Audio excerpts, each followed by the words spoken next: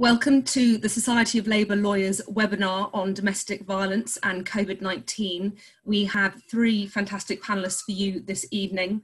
We will be starting with Jess Philips, who has an incredible history and experience in work with domestic violence, but who is now, as of just over a month ago, the Shadow Minister of State for Domestic Violence and Safeguarding. We also have Rachel Cooper, family law barrister from Coram Chambers, and Claire Holland, family law solicitor from Creightons Partners and deputy leader of Lambeth Council. Welcome, and we're looking forward to having contributions from other members as well. So if I can start with you, Jess, just to give us a bit of background. It's great to have you here. Thanks so much. I just put a small caveat in that you're slap bang in the middle of the online voting system, and I'm currently voting in 5 different votes. I think I'm abstaining on the next one, so if I suddenly freak out or you hear a bell ringing, because my computer does the division bells, not something I designed, something that was put into the system. If you do hear that, that does mean I have to go and vote. So I'm going to keep my eye on my phone. It's the agriculture bill, very important votes that I have to vote on. But as you've said that, so I've worked in domestic violence services for many years before being elected to Parliament, and now in this new role. There have been a huge amount of challenges throughout the crisis, the COVID-19 crisis, with regard to domestic abuse services, domestic abuse pathways for victims, certainly access to justice, concerns that it seemed very early on that in the crisis that there potentially hadn't been enough thought that had gone into the lockdown with regard to the most vulnerable people in society. So a huge amount of thought had gone into the economic proposals and the economic packages that would be given out to businesses, and nobody could criticise that. But what lockdown would mean for lots of people seemed not to have a strategy, not to have any cross-departmental thinking going into it. And so it has been sort of made up on the hoof a little bit.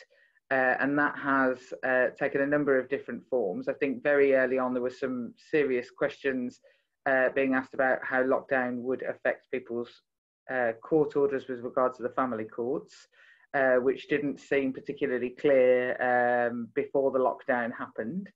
And so a huge part of the work that I was trying to do in those early days was trying to get some clarity on exactly what that would mean. That has seemingly had a knock-on effect, not just whether people had court orders, but those who are separated and may not be able to see their children during the crisis, on the child maintenance system and how the child maintenance system is operating. In this time, the current government guidance seems to just allow people to ring up and just say, oh, I'm not seeing my kids at the moment and I've been affected by the crisis and therefore I'm not going to pay. And that has, again, it seems we're constantly, as sort of policymakers, trying to catch up with some elements of separation and abuse that I think could have been much more obvious and better planned for from the beginning. The funding for the voluntary sector is still, we have been pushing throughout the crisis for funding for the voluntary sector, who have been, like all agencies, hit by a massive and dramatic drop in charitable funding to their services. And because unfortunately we crossed over, anyone who's ever worked in a voluntary sector agency will know if you're around on the 31st of April, on the 31st of March, and you go into the new financial year, it's a precarious time anyway, and unfortunately this crisis crossed over that time. And so a huge amount of what we have been doing is trying to create a robust funding stream for national helpline services as well as local services that are delivering on the ground. We have seen an increase in reporting of domestic abuse through those helplines, whether that's, in fact, every single helpline that I've spoken to, whether that's stalking and harassment, whether it's domestic abuse as we would classically understand it, whether it's the helpline for perpetrators, the helpline for male victims, the helpline for LGBT victims. Everybody has seen an increase in demand for their services during the crisis, but not just an increase in number, but an increase in complexity and risk that needed to be managed. And that nobody's suggesting that the crisis is causing will necessarily increase domestic abuse or abuse. It just increases the level of risk of those who may have been suffering it in the first place, although there may well be an argument that it increases the total number. The other sort of statistics that we have to work from, very unfortunately, are that of homicide, and that has shown it's very, very difficult. There's the bell. I think I'm abstaining. Hang on. Am I abstaining on this vote? This is you're watching democracy happening right here, right now. Oh gosh, this is the whips, the voice of God. They haven't told me what to do yet, so I shan't do anything. I think I'm abstaining. The number of homicides, it's very difficult to compare and contrast one time period with another, but it appears if you were to compare and contrast this time period in any of the previous 10 years, that there has been a double the rate of homicide, domestic homicide in this period than we would normally expect in the same time period. But it's it's very, very difficult. I think it's hard to say that isn't significant, because the suggestion being that over the year a certain number of people are murdered in their homes. I can't imagine that everybody's just bulking it up at the front of the year and we won't see any murders at the end of the year. So I very much expect that to be borne out, that the crisis has caused a massive and increasing risk to victims of domestic abuse. The Home Secretary has now announced a Hidden Harm Summit to be held next week and chaired by the Prime Minister. I think it's 7 weeks too late. And this should have been done at the beginning, so that there should have been better guidance from the government about exactly how our legal aid system was going to work, how our housing system was going to cope with this, how our family courts were going to properly risk assess and manage this situation. But like I say, it's been catch up from the get-go. And whilst this is all going on, we have the domestic abuse bill as well. So there is huge amounts of work currently going on in looking at how we can improve the domestic abuse bill. Whilst I became the champion of the domestic abuse bill because it kept getting dropped, I feel like I became its cheerleader. It is by no means perfect, and there are huge areas where it needs to be improved. Namely, one of the biggest areas where it needs improvement is with regard to resources for those people with no recourse to public funds. The crisis has really highlighted, and in fact there's been court action to suggest that the government is getting this wrong, how we handle people with no recourse to public funds in such a crisis. But of course, when we're talking about the Covid-19 crisis, for lots of victims of domestic abuse, they are dealing with a crisis at any moment in their lives, and how migrant victims and their children are dealt with in the system is currently completely missing from the bill, as well as children largely being missing from the bill. There's very, very little in the way of support and legislative change that would see the protection of children. There's a lot of in my opinion, missing from the section around family courts. We're finally going to get the lack of cross-examination between perpetrators, known perpetrators and victims in the family court, but it seems that is the only area where they are putting many changes into the bill, and there needs to be greater. We're currently waiting for the review of the family court, the family justice panel on domestic abuse, and I don't personally think I can scrutinise the bill properly without a proper oversight of that review yet. It was meant to take 3 months, and it was launched last May, so right on time, that we haven't had it yet. There is also a Home Office review into migrant women and how they interact with the services. Again, we won't have any of the details of that before we go into Bill Committee, which we expect to start on the 2nd of June.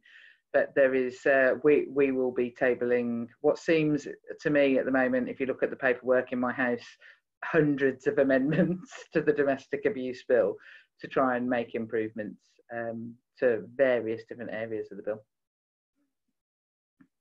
Let me just check I haven't got a vote. Fantastic. Thank you very much, Jess. Claire, can I come to you next? You've got the perspective both from seeing it at the coalface through your legal work, but also as a counsellor. Yeah, that's right. Thank you very much, Catherine. And thank you, Jess. That was really interesting. And thank you for all the work that you're doing to bring the spotlight on this and being so tenacious and determined. We need MPs like you in Parliament because we know that change is needed. I mean, when I first started practicing as a family solicitor, the culture and understanding around domestic violence is in a very different place. I look back at some of the cases then and know that very different decisions would be made now. And as you say, there's not a lot about children in the bill, and I think it's taken a long time for courts and practitioners to understand risk and what risk means. And I remember cases where there would be domestic violence, but it was felt back in the day to be that's something between private individuals and adults and doesn't affect your risk assessment of where a child should live and where a child is safe. I'm pleased we've moved on, and that shift has been great. And we do have a greater understanding of domestic abuse in the court system and the impact upon the survivor and the child and the perpetrator and the perpetrator's family. But I think that what you've highlighted and what we know from our experience as practitioners and the campaigns and my experience in local authorities, that there's still a lot of work to do. I think the protection of victims or survivors, victims not being able to be cross-examined by their perpetrators in families court is to be welcomed. And I think it would be really good to have independent representation for that perpetrator as well. We know that the impact of legal aid and the lack of it has been hugely negative. We get legal aid in most care proceedings that I deal with, but I also do private law disputes, 16.4 cases, where we know that the parents don't. We have a lot of litigants in person. And for me, and that it's so vital that there is a fair trial for everybody. So it is about the victim not having to go through the experience again and not having to face the perpetrator, but it's also about the child knowing that there's a fair trial, because that's what will reach the best decisions, and the welfare of the child being paramount. I also think Domestic Abuse Commissioner is a really positive step. I think that it's clear that the Commissioner needs to be truly independent of government, and what happens to her recommendations for me will be key. And I don't know if Jess has got any insight or information onto that. For example, will they be going to a select committee? But so I think there needs to be really a lot of clout in terms of her recommendations. I think for local government and for organisations working within the industry, having the Commissioner as a genuine critical friend could be incredibly useful to keep that dialogue going and that conversation, to have a dynamic process where we're constantly reviewing and learning from practice and therefore improving practice. In local government, there has been calls for the change in the law for a long time. You may be aware of the Councils Can campaign, which has been calling for greater action to reduce domestic abuse and to protect those at risk. And in fact, the LGA has a stated view of eliminating domestic abuse. And I know that where I'm a councillor in Lambeth, the Safer Lambeth Partnership submitted a very detailed and thoughtful response to the consultation leading up to the bill, and I know a lot of work went into it, and there are a lot of people who are working in the Safer Lambeth Partnership and in different organisations, from the council to the police and all the different community organisations and charities, that are totally committed to improving this area of practice and protecting our families that need it. So I welcome the bill. However, I do see that there are some gaps which I wanted to just touch on, if I may, Catherine, from a local authority perspective, which I think could be quite crucial in preventing it having the impact that we really want it to have. I think there needs to be cross-government working, so not just in criminal justice and family law, but across health, housing and education to really make this work. And there also needs to be resources. We know that making the decision to leave an abuser can be so hard in and of itself. And that once that decision is made, we need to have an holistic approach, a bespoke support package around the child and the survivor. And without that joined up thinking and resources, you just don't get that. Survivors tell us, we know as practitioners, as lawyers, we know as local authority, social workers, counsellors, organisations working in the field, that what works are specialist services, and that's what victims and children need.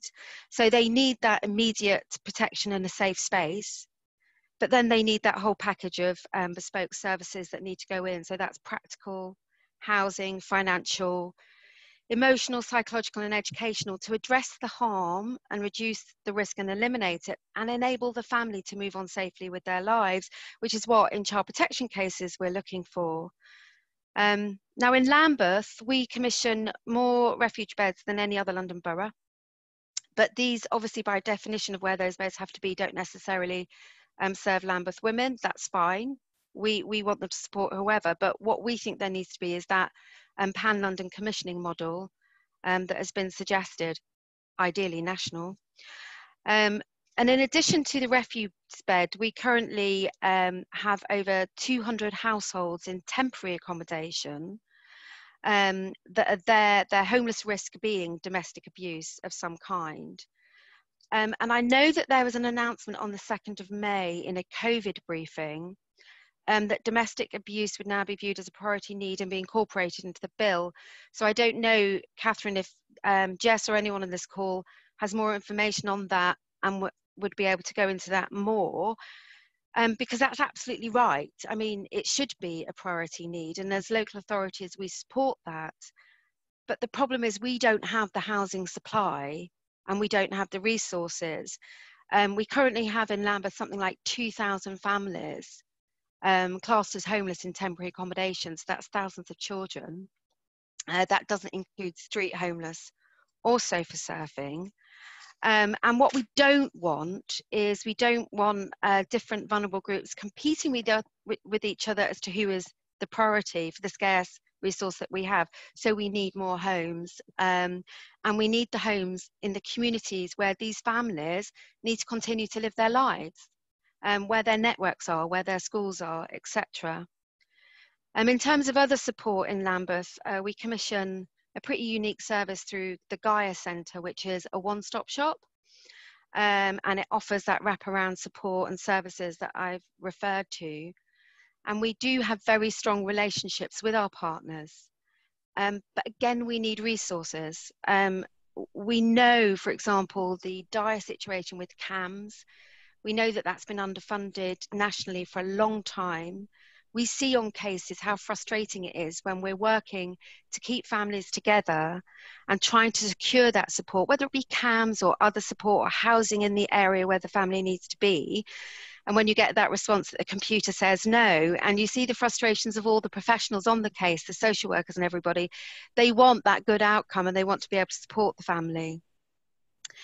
So I guess in summary, I'm saying that I think it's really great, this bill. I think that we do need statutory obligations on local authorities, because with the dire funding situation, often when it's not a statutory obligation and it's discretionary, local authorities with the best will in the world just won't fund it. You know that we've had 10 years of austerity cuts, and currently under Covid-19, we estimate that what the government has promised us in terms of money to meet our very rough estimate of what COVID will cost us, without the unquantifiable cost of the emerging health needs and educational needs that are going to come, but it's not even going to meet half of what we've got. So we're going to have a funding gap of something like 25 million in our authority on top of the lack of resources we've had. So I'm asking for that cross-department working at a national level, for us to do it at local level, but for those resources to be really put in place so that we can really move this agenda forward, embrace this, and then look at further improvements that we can do as we go along working together. And I think I'll leave it there. Fantastic. If I may, Catherine. Thank you very much. We will be coming on to Rachel, but I'm very conscious of the huge expertise that we have on the wider participants on this call. And if people do want to ask a question or make a contribution, then please, if you can raise your hand, and we'll take questions in groups of 3, and we do want to get as many of those in as possible. But Rachel. Thank you very much.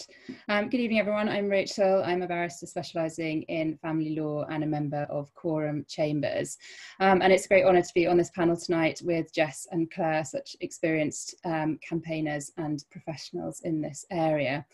I think I'm going to touch on a number of things that Jess and Claire have already touched on in the remarks that they have made. I think this clearly shows that there are some areas where there is broadly agreement in terms of how we move forward and how the law and practical things that need to be put in place can be put in place to support survivors in this area.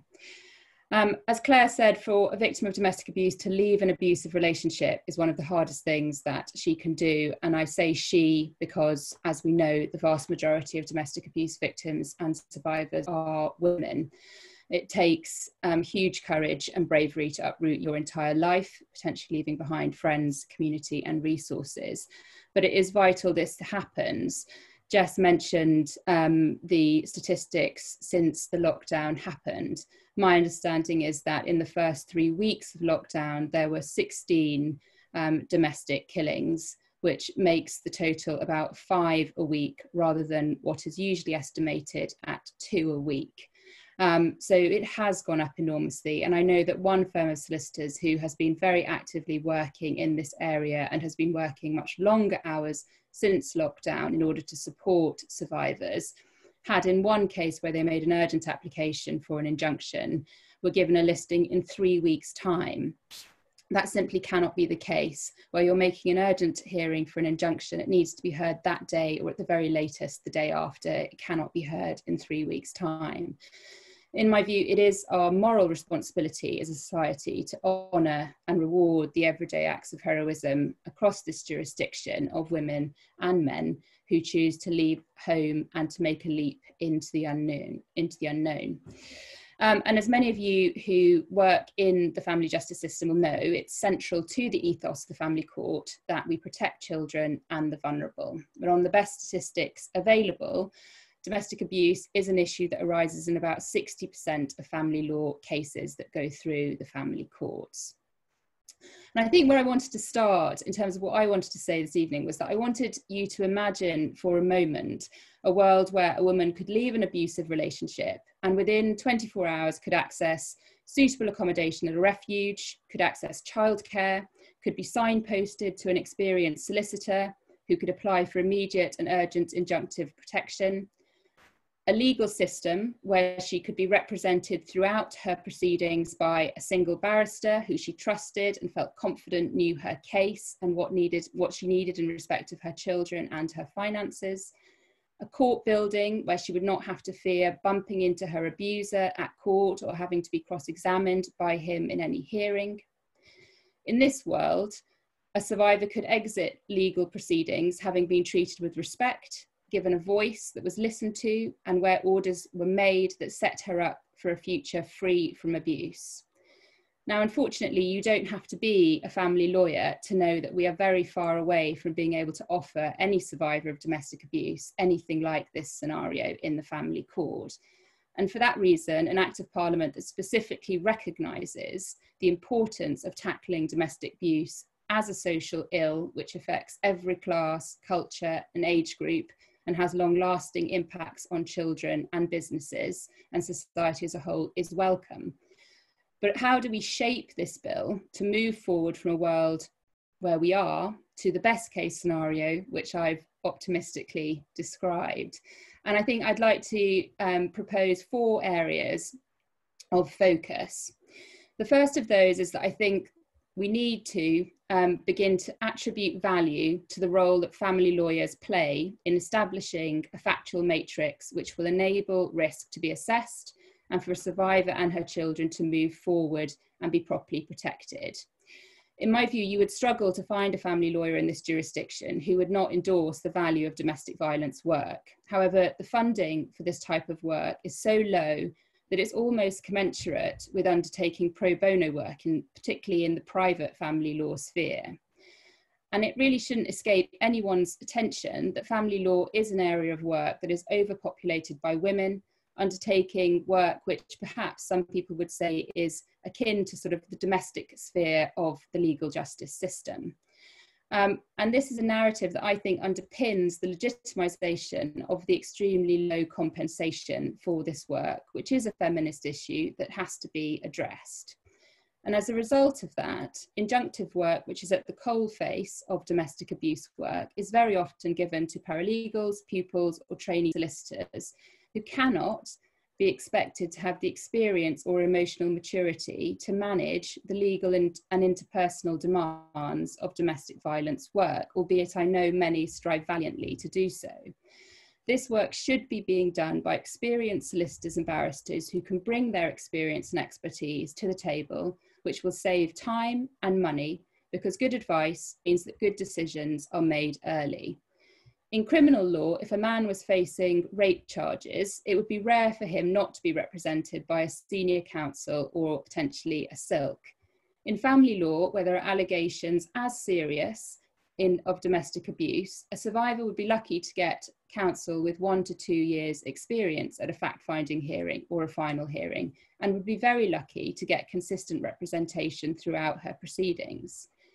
In my view, in order to ensure that legal battles of survivors of domestic abuse are properly dealt with by the family court and that survivors are respected, the compensation for this work needs to be commensurate with the value that this work brings to the individuals involved and to society as a whole. To my second point, and agreeing with Claire, I think that legal aid needs to be made available for both domestic abuse complainants and the alleged abusers. It's very welcome that the Domestic Abuse Bill proposes a statutory bar on alleged perpetrators cross-examining survivors in the family court. However, in my view, that does not go far enough.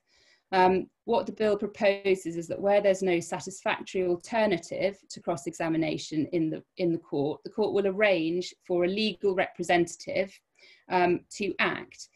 However, the court instructing a legal representative, not knowing exactly what that means, for a discrete section of a hearing really amounts, in my view, to a sticking plaster over the gaping hole that cuts to legal aid have left. And it represents a fundamental misunderstanding of the purpose and duties and benefits of legal representation. So what is required in order for a survivor to be properly protected in the court is for legal aid to be reinstated for both the complainant and the respondent. And this is also vital because clearly the available evidence in domestic abuse cases is very often limited to the witness evidence and testimony of the survivor. And therefore it's vital that survivors are placed in a position where they can give their best evidence. Having representation available for both parties will enable domestic abuse issues to be identified at the earliest possible point, which will also help prevent abuse being perpetrated within the court process itself. It will very likely reduce the length of court proceedings and save money over time. In my experience, family proceedings are very often prolonged unnecessarily because without legal advice, respondents will dig their heels in inadvisedly or not comply with court orders, causing hearings to be ineffective or adjourned, causing delays and adding to the trauma of proceedings for survivors. Delays cost the state. Early intervention saves money and saves lives. Third, I would make legal aid available for financial remedy proceedings and transfer of tenancy cases. While obviously basic protections of your person and your children are vital at the early stages of any family proceedings, survivors need to have access to financing and money and housing in order to properly move forward. All the research we have available evidences that women continue to be economically disadvantaged following divorce or separation. And for domestic abuse victims, this is even worse, because the idea of remaining financially reliant on a former partner by way of ongoing maintenance can lead to real fear about ongoing control or contact. So it's vital that they have advice, good advice, early on as to what their possibilities might be in terms of the financial remedies available to them, and to be properly supported in fighting for those remedies, because that can mean the difference between really moving forward to a new life and remaining stuck and dependent on the state for the rest of your life. Currently, joint ownership of property can mean that a survivor is not entitled to legal aid for financial proceedings. However, it's not capital, but it's income that's required to fight for a fair share of family funds. So the means test for legal aid for financial proceedings needs to be updated if survivors are not going to continue to be left disadvantaged. Finally, we need to properly resource and equip the family court. Family lawyers need a family court that is practically fit for purpose in order to be able to help a survivor give her best evidence. If a survivor can approach the court knowing that there will be separate entrances and exits, that there will be a waiting room with a lock on the inside where she can wait, that she won't bump into her former abuser, that she can be reassured that there will be a secure screen available that's not going to just fall on her head 2 minutes into the evidence, exposing her to her alleged abuser and disrupting her evidence, then that would really help in bringing confidence and security to the proceedings. The reality is that the practical arrangements of the survivors at court are makeshift at best, irrespective of the good intentions of judges and court staff. Ill-equipped courts, in my view, cause delays, they increase costs, and they potentially place lives at risks. It also undermines confidence in the proceedings. So for those reasons, updates to court buildings are not just nice to have, but are absolutely vital to ensuring that a fair and just process is achieved. I think I'd just say in conclusion, I think that the domestic abuse bill does provide a real opportunity for us to influence a piece of legislation that will sit on the statute books and impact on the lives of thousands of women and men and children for years to come. But we do need it to be fit for purpose. And in my view, taking into account the points that I've suggested, so that we give survivors the confidence to walk out of abusive situations, knowing that the law and the justice system around it are designed to protect them and their children from further abuse and harm.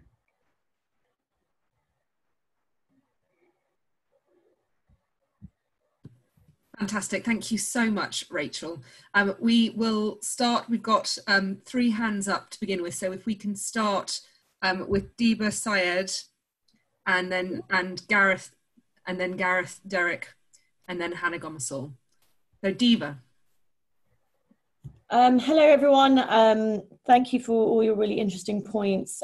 Agree with everything what you've said. I just wanted to expand on, so just a background on me. I work for the women's rights charity, Rights of Women.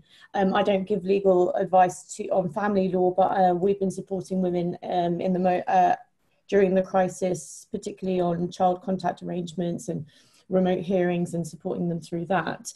I just want to pick up on a point about more generally about the women's sector. As soon as the crisis started, I know that Southall Black Sisters proposed to the government a system of emergency housing for women and children fleeing domestic abuse in the form of hotel chains, that they had gone around and done the hard work and got their consent and their willingness to do this, and they were requiring underwriting from the government to produce it. But I'm just curious, Jess, where is that sort of amounted to? Because I know what they've been forced to do today is they're announcing them and Solace are now having to run this service entirely by themselves. And they're already overstretched and underfunded, as you can imagine, already as it is. And I am really worried about how these BME charities are sort of really taking the brunt of all of this.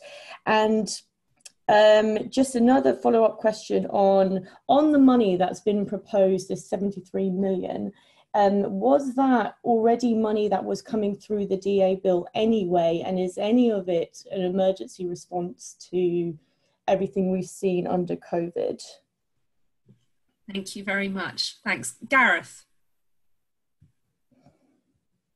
So far, I'm going to take a slightly different tack, I think. I am a Plymouth City Councillor down in the southwest, and also I'm the Labour Party Police and Crime Commissioner candidate for Devon and Cornwall.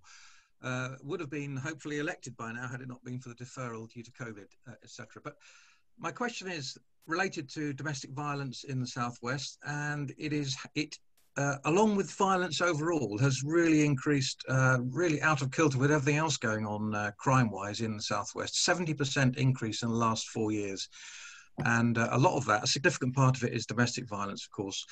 Now, it's a tragedy, obviously, the whole thing, and it's ongoing and it's getting worse. But I had felt we had a bit of a steal on the Tories in terms of fighting the election had it gone ahead in May on that point.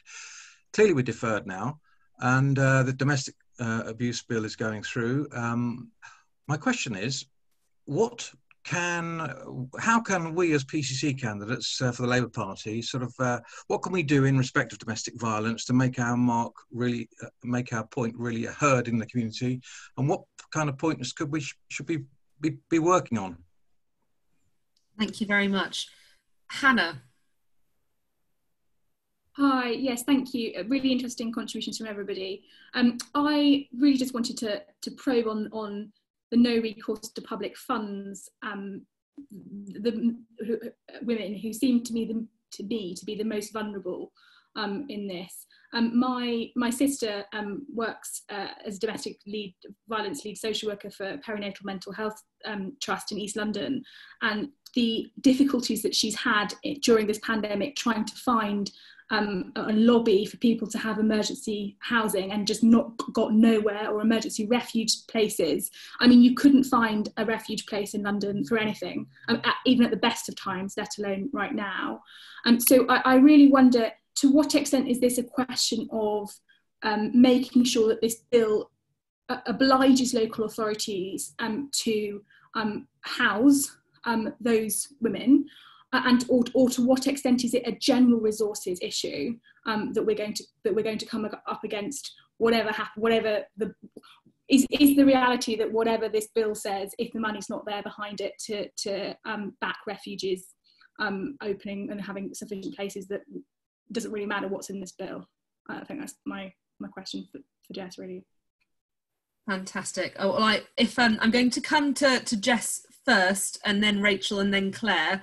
There were a few particularly wanting your responses, but BME charities, no recourse to public funds, and then as the Labour Party and police and crime commissioners in particular, what should we be doing to try and make sure that we're getting the best outcomes for people?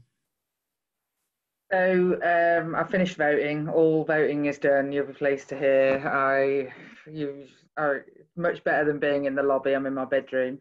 So what happened with Southall Black Sisters that Deeba was talking about, I was heavily involved because it crossed over me being on the front bench. Not that that made much difference, but I was on all the calls with all the hotel accommodation, and we managed to line up lots and lots of different hotel accommodation, youth hostels, university accommodation even, where we were compelling the government to underwrite that. The government said no and went back to, well, they actually never said no, they said nothing for many, many weeks. But they basically, Luke, whatever his surname is, the homelessness minister, his first name's Luke, he basically sent a letter to all local authority leaders saying that they were expected from the various £1.6 billion worth of funding for vulnerable people to fund, to include the funding of emergency accommodation for victims of domestic abuse from that funding. However, I mean, as Claire has quite rightly pointed out, if I take Birmingham as the example, which I'm afraid to say has the worst homelessness in the country, it is the largest local authority. So I suppose that skews it. If I was to be Boris and to ignore different comparisons of different places, I would say it's because it's bigger, but it also has terrible, terrible issues around homelessness. They were given 36 million in the first tranche, 31 million in the second tranche, and just the loss of income from council tax, from parking charges, from income that the council can normally get during this period, they are at a loss of 147 million. So the idea that the two funds from the government could go anywhere near to covering what it would take to properly accommodate people and have a long-term plan for accommodation, because move on is important. What the government doesn't want to end up doing is tipping out hotels at the end of the crisis and pushing people back onto the streets. However, they could have underwritten it. It's not like people don't live in hotel accommodation already. 137 people in my constituency are currently living in hotel accommodation. And just in my constituency are living in temporary accommodation, and for a variety of reasons, and at least a quarter, if not half of those, will be because of a marker around domestic abuse. So the government basically said, no, we're already giving enough money to those. But then since then, so in answer to the next question around the £76 million that they announced, no, it isn't linked to the domestic abuse bill, or at least it isn't yet. We'll have to be very, very cautious about watching what they do. The domestic abuse bill, with the statutory duty that it's going to put on tier 1 local authorities with regard to accommodation support, that they have, there will be a statutory duty that all tier 1 local authorities have to provide domestic violence accommodation. They talk about a figure of £90 million that will go with that to fund it directly from government. It's not enough. If you were to look at the Women's Aid figures, it's around 300 million, but it's, to be honest, I thought it was going to be 16 million. So when they said 90 million, I nearly fell over. But what we have to be really careful of is that we're not double counting some of that emergency money, but some of the emergency money that they announced, which was £10 million that would go through MHCLG, has been sent out to the sector to apply for money specifically for emergency accommodation and expanding emergency accommodation. So in some ways we won. Now in London, the Office of Police and Crime Commissioner under the Mayor's office, they actually offered to fund it from their own budgets in some cases, and Claire Waxman and Sophie Linden worked with myself and Cecil Black Sisters on that. So it was a slightly better picture for London, but as Claire says, if there aren't the houses to move people onto, you end up in basically a situation where the local authority is spending loads and loads of money. The 76 million that the government announced that was for domestic abuse services, they said specifically 76 million pounds because we had the day before asked for 75 million. It's a petty thing, but actually it wasn't all for domestic abuse services. The biggest tranche of it, around 35 million, was actually for vulnerable children services, but not vulnerable children who were suffering abuse specifically. It was for children with disabilities during the crisis, children in care during the crisis. So it was sort of branded by the government as being for domestic abuse, but actually it wasn't. The full amount wasn't for domestic abuse. How can PCC candidates make a point? Well, what will absolutely be happening currently in the Southwest, I'm enjoying your confidence about how you are definitely going to win. That's the attitude. What will currently be happening is that part of the funding, the emergency funding certainly that has been announced, will go through the Police and Crime Commissioner office, and they will then use that emergency funding to fund the local organisations that they are already funding. One of the main arguments that we have been having about that funding is that it won't fund grassroots organisations.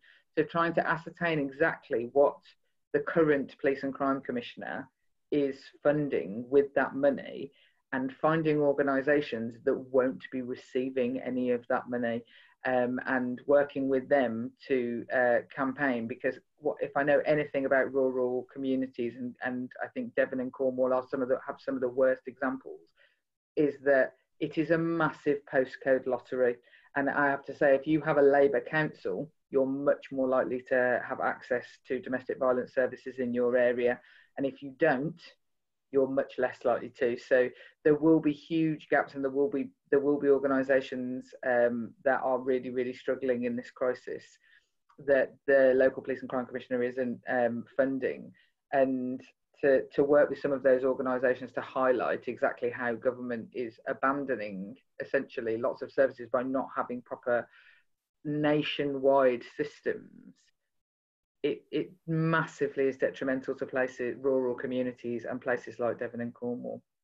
As far as NRPF goes and emergency refuge spaces, it's not a problem of resource any more than anything is ever a problem of resource. It is a problem of ideology. There is an ideological dint not to support migrant women through this bill and those with no recourse to public funds. There will be lots of amendments about this. The government knows it is on the ropes on this regard because from its own benches it is getting concerns. The obligation on there is no obligation on local authorities. When the homelessness minister sent the original order to councils that they had to use the money that they'd been given, they did not mention NRPF in that. So I raised a parliamentary question with them saying, can you write back to council leaders and say that this money has to be used also to house homeless people with NRPF? They have not come back to me. They did come back to me and they basically said the rules around NRPF haven't changed, so they won't make it an obligation. They are not wanting to, none of the statutory duties that will come in with the bill will assist with the housing of those with no recourse to public funds if the bill goes unamended. And it's not a resource issue, because all of it's a resource issue. It is that they look, I'm going to guess, I'm going to get myself inside, you know, if Rachel is allowed her perfect world where everything works in the court system, I will put myself inside the head of Priti Patel, is that they think that women will make up that they're victims of domestic abuse in order to access services.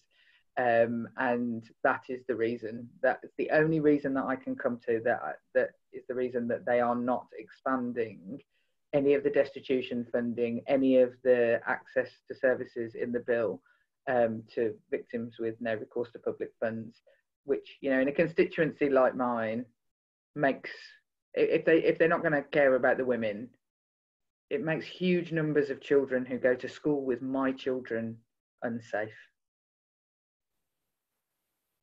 Thank you. We did last week have a really, really interesting webinar on COVID-19 and housing, and with Danga Bibanair, and also people from the Labour Housing Group and the campaign, Labour's campaign for homelessness. So people are interested, please have a look at the discussion last week, because it was really detailed and really, really interesting, both in terms of the law, but also the reality of people's situations. Rachel, can I come to you next? Yes, I mean, I'm not sure that I have much to offer beyond what's been said by Jess. I mean, the only one, I think I would entirely agree with what she said about what PCC candidates should be doing, is finding out local services which support people who are leaving abusive situations, whether that's refuges or childcare facilities or any services, find out where the funding isn't going, and then make that known and campaign on that basis. But I don't think I've got anything further to add. No, good, all good. Claire? Yeah, likewise, I probably just want to comment on the PCC candidates. Entirely agree with Jess and Rachel about identifying and those organisations that aren't being funded and that you need to work with on the ground. Because I'd say two things. One is the police in Lambeth, along with us as one of our partners, recognise that one of our challenges is not only the lack of funding, but the uncertainty of funding. And we're having to commission services on a 1 or 3 year basis, just like they are. And so we have a medium-term financial strategy that is based on annual settlements currently from the government. So we can't, and now we've got COVID on top, so we can't plan. So when we're working with partners and trying to fund community organisations, it's really hard for them to plan. So I think that what I would, which is what I think with the police, that one of the calls that they should have, that it's going to be better for them in their community safety role if there's certainty of funding all around with these services. And secondly, that, you know, you can give the police all the powers you want in the world, but you need all those other services in place to make it work. And not that I'm suggesting the police should have all the powers that they want in the world, but, you know, that training of officers, that support. We've got a scheme in Lambeth where it's, the name of it's completely escaped me momentarily, but where when young people are arrested, we know that that's a window of opportunity to work with those young people, and we're sending in support into the police station on arrest. Now that takes resource, that takes working with the police, training with the police. So I think it's all that partnership working and looking at those relationships with your partners, and also the training that's going in for the support and the innovation that you can create when you work with partners. So I would say those two things. Fantastic. I'm going to try and squeeze in one more question before closing comments, and then we'll draw the recording element of this evening to an end. We have Charlotte Proudman. Yay. Hi. Hi, Charlotte. Charlotte. A question from me is in respect to the service of family court orders on women in refuges. So I've had a number of cases, and we know that this happens quite a lot, where usually fathers will apply to the High Court for something called location orders to try and track down where their partners, where the mothers have left the family home to with the children. And of course, they're often in refuges where there's been domestic abuse and they've got nowhere else to go to. The High Court then makes an order to try and find where these individuals are. And the refuges have complained, understandably, that it's quite a heavy-handed approach, because the police turn up at the residential address of the refuge, where not only the mother and children who are subject to the order are present, but also other women and children in the refuge are also there. And they've complained about being very distressed and re-traumatised by this, so police turning the property upside down, trying to find out where passports are, even though they're not in the refuge. And they've gone further and accused them of lying. And as I say, many people have become distressed about it. And I've had at least 2 cases in the past couple of weeks involving a refuge called LAWA, Latin American Women's Aid. And what we'd like to know is, how can we go about potentially trying to introduce an amendment into the domestic abuse bill to prevent family court orders from being served on the residential address of women's refuges? Fantastic, thank you very much. What I will ask our speakers to do is to comment on that, as well as doing closing remarks, so we can draw this element of the evening to an end. But can I start with Rachel, and then Claire, and then Jess?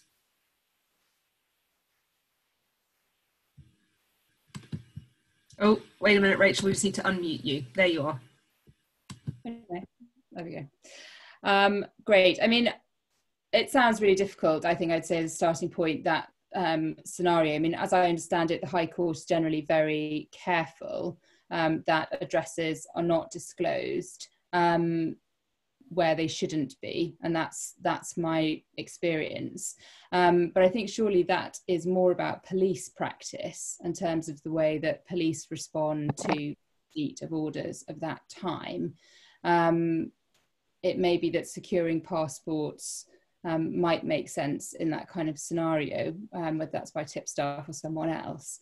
But I think that is more of a police issue potentially than the court issue. That would be my my view about that. Yeah, I mean, in terms of closing comments, thank you very much for having me. It's been really interesting and useful, and I hope it's been helpful for other people as well. Fantastic, thank you very much, Rachel. Claire? Yeah, how to get a bill amended, I think that's one for Jess. Yeah, I was going to say, and this is one for Gareth in his PCC campaigning, that's the training that I was talking about, you know, that we need. I know the police have come a long way, and they really have. But I know, as a Lambeth councillor and as a mother of having raised 2 lads in Lambeth, they still have a long way to go in how they treat certain communities. And so I just think a training around a greater understanding of you should not be going into a refuge heavy-handed in that way. That is just the antipathy of what the practice should be. And also, I mean, I've never had one of these, but I think it'd be, you know, I don't know whether any of the lawyers on the case have advised about appealing that particular aspect of it, or suggesting that there might be another way of having good service of that. And I think that that would be something to explore. In terms of closing comments, I just want to say that I'm just, as ever, awed by the commitment and the passion of everybody involved in this this organisation, of Jess and her colleagues in Parliament, about just the determination to drive this through and to make people's lives better, because we know that we have to, because we know that it costs lives. And it also, I see the impact upon the children in the cases that I deal with, and as a counsellor I see the impact on our families, and I see that and how that stretches out into our communities. So I just want to thank everybody for all the work that they're doing, and to assure you that we will continue to work in Lambeth and in Labour Lambeth. And I've learned a huge amount tonight, so thank you very much for inviting me. Thank you. Jess. Let's just make sure you're unmuted. It's very rare to be able to mute Jess at all. So I know. I feel like I just muted myself then. It's the only way it can possibly be done. My mother always used to say, just missed the perfect opportunity to say nothing. So no one's ever managed it.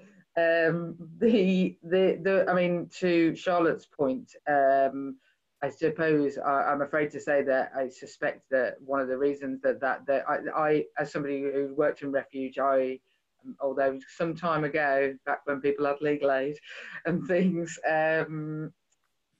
you know, I can't help but think that if it's coming from the Latin American Women's Rights Organisation, who run the Step Up Migrant Women coalition brilliantly, I must say, I can't help but think that the police are essentially being heavy-handed because of elements of the fact that lots of the people that they represent are, for example, domestic workers on limited visas. In fact, I've been pushing the government on that today. That some of the heavy-handedness, I'm afraid to say, from the police and police practice is different depending on who they are dealing with. With regard to amending the bill to include that, and I say this to anybody who is listening, although the bill I was meant to get all the amendments in by tomorrow, but we've managed to push it back now till the 2nd of June because the government didn't seem to want particularly to have evidence sessions where some of these migrant women might come and speak. Perhaps I won't put words in their mouth, but we're forcing the hand to make sure we can have evidence sessions before the bill committee stage starts. So if anybody wants to send me any amendments that they feel need to go into the bill, we will put in as many as we possibly can. So Charlotte, by all means, send me both the sort of evidence, obviously without the details, of the people, and anything that is necessary to fight that corner. And even if there isn't a specific amendment to the law that would achieve it, raising this during bill committee to talk about some of the practices that are actually going on in both our courts and our police services is vitally important, and that can be done at bill committee and at final reading of the domestic abuse bill. And frankly, at any time, I can shoehorn it into the agricultural debate. If if I had to, I would all day long talk about the problems of domestic abuse in Devon and Cornwall in the agricultural bill. I could manage it. There was a lot of shoehorning going on in today's debate. There was lots of stuff in the agricultural bill about free school meals, I noticed. So that is, we can certainly raise that. So feel free to send me any stuff. And just, I suppose, in closing, I would just say that my door is always open in that regard. Whilst I am an expert in some of these things, I am not a lawyer, which I have found out massively to my detriment over the past few weeks as I've been seeking to write amendments to the law. I don't know how you people are all reading that stuff. I mean, as somebody who writes books, there are better ways to get a point across. The law is impossible to read. I absolutely need the expertise of people like people who are on this group in saying where changes that I might want as a frankly heart-bleeding ex-voluntary sector agency worker in this area. We have to make sure that they will be able to be managed at court and that they will work properly in the courts in our land, because actually the reality of what gets written down and how that plays out on the ground is very, very different in lots of cases. So please do keep in touch. Fantastic. Thank you very much. Next week, our webinar is going to be on COVID-19 and prisons, and we will have Lynn Brown, the Shadow Minister of State for Prisons and Probation, Tom Stote, who is a barrister at Garden Court Chambers, and Sam Boyd, the Head of Policy at Switchback. So again, promises to be a really interesting debate.